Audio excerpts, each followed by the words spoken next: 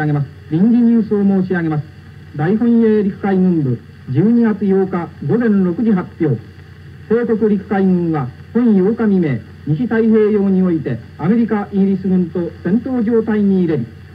帝国陸海軍は本8日未明、西太平洋においてアメリカ、イギリス軍と戦闘状態に入れる。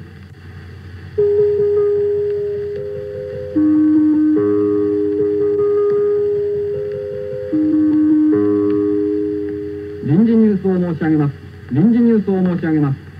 帝国海軍はハワイ方面のアメリカ艦隊並びに航空兵力に対し決死の大空襲を敢行し、シンガポールその他をも大爆撃しました。大本営海軍部今日午後1時発表。1、帝国海軍は本8日未明、ハワイ方面のアメリカ艦隊並びに航空兵力に対し決死の大空襲を敢行せり。2、帝国海軍は本8日未明、上海においてイギリス砲艦ペテレル号を撃沈せり。アメリカ砲艦ウェーク号は同時刻我に降伏せり。3、帝国海軍は本8日未明、シンガポールを爆撃して大なる戦果を収めたり。4、帝国海軍は本8日早朝、ダバオ、ウェーク、グアムの敵軍事施設を爆撃せり。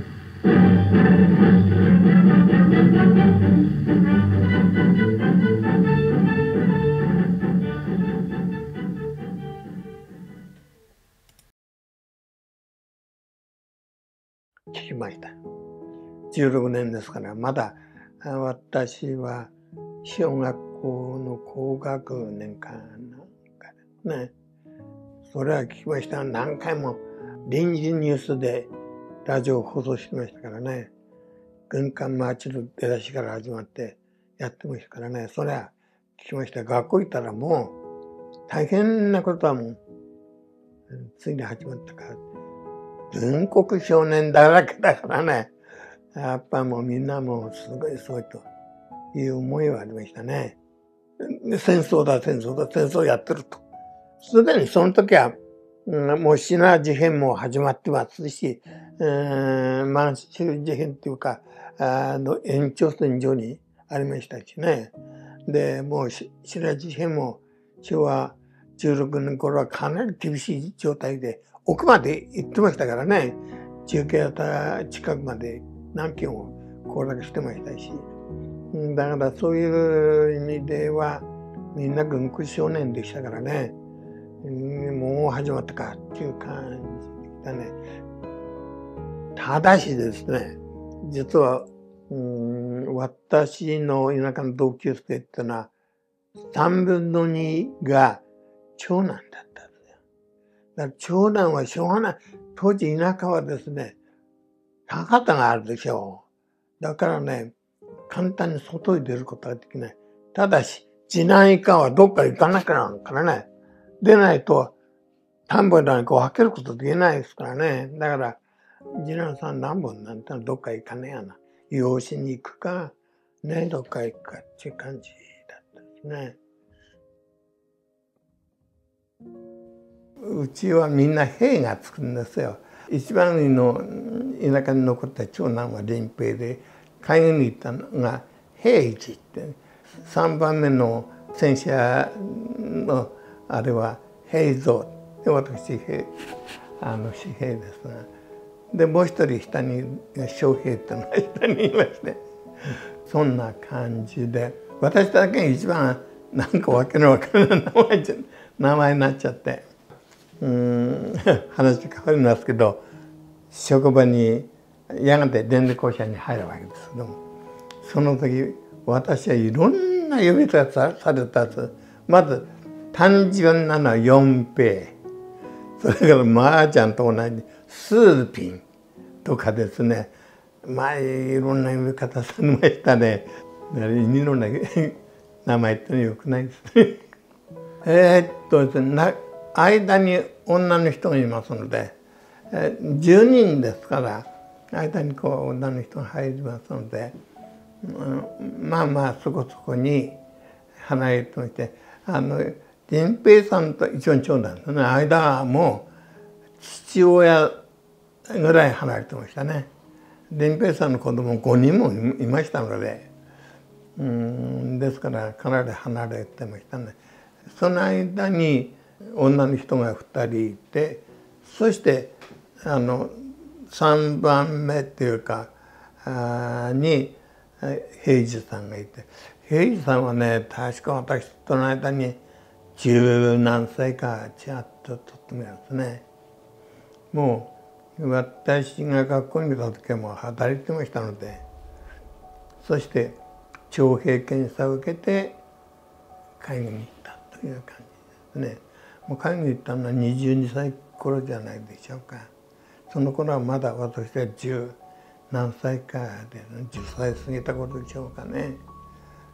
整備兵として台湾にいたってのは分かるんです。なぜかというと、大変で下士官になった時、下士官の制服を着てですね、バナナの木の下にバナナを掴んで撮った写真があるんです。田舎を私なんかびっくりしたもんね。遠くでバナナなんてのは大変なことですからね。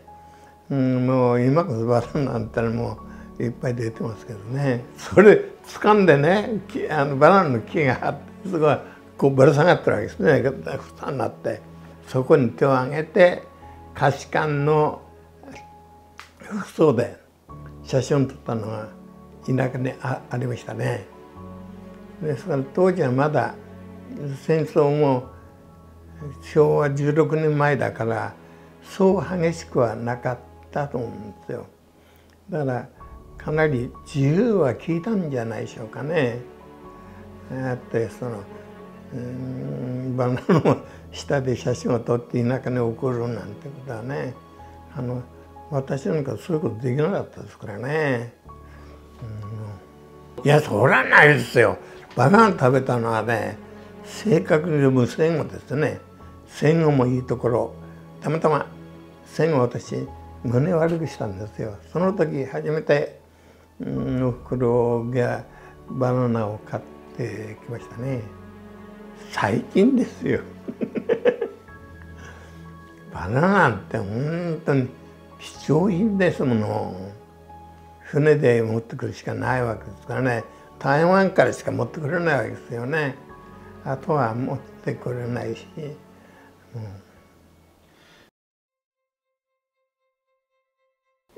先ほど言った年齢差があるから僕もあまり言ってもしょうがないと思いがあったと思うんですよね。ただこういう飛行機、特にその水底って水の上を走るっていうか大きな飛行機ですね。4発でプロトがついててっていう、それはどこかっていうと横須賀のオッパマっていう海軍の基地があるんですが、そこに所属した時その飛行機の話してましたね。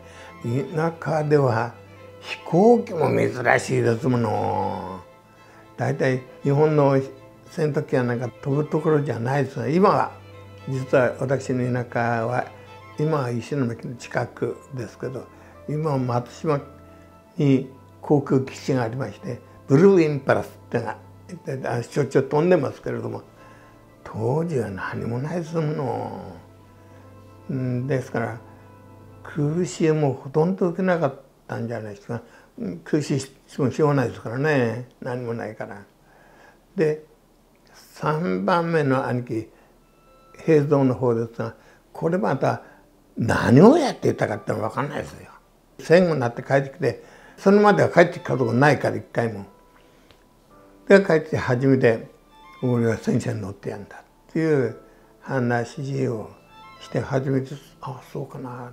満州に行ったのはそもそも軍人として行ったんじゃなく、開拓団の一員として行って、まだは若かったこともあって、いつの間にか軍隊の試験かなんか受けて戦車に乗ったということだと思いますね。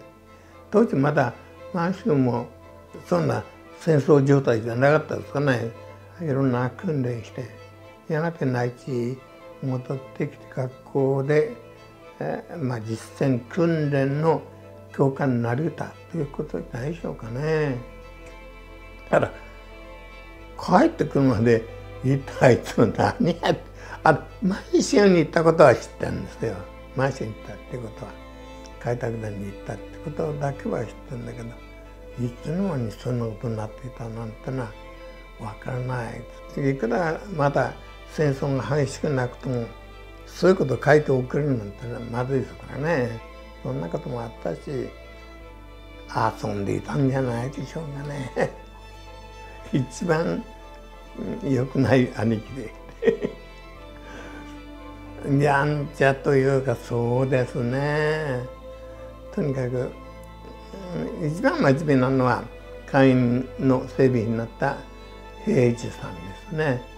平蔵さんはあまり私の目から見ると大丈夫なかったんじゃないでしょうか。いつか聞けなくなることを、このチャンネルは学校教育だけでは語られない戦争体験者の方たちを映像で後世に残すために運営しております。映像を後世に残したいと思われた方は高評価、チャンネル登録をお願いいたします。またメンバーシップでは取材秘話、本編には載せられなかった映像を公開しております。このチャンネルの応援をお願いいたします。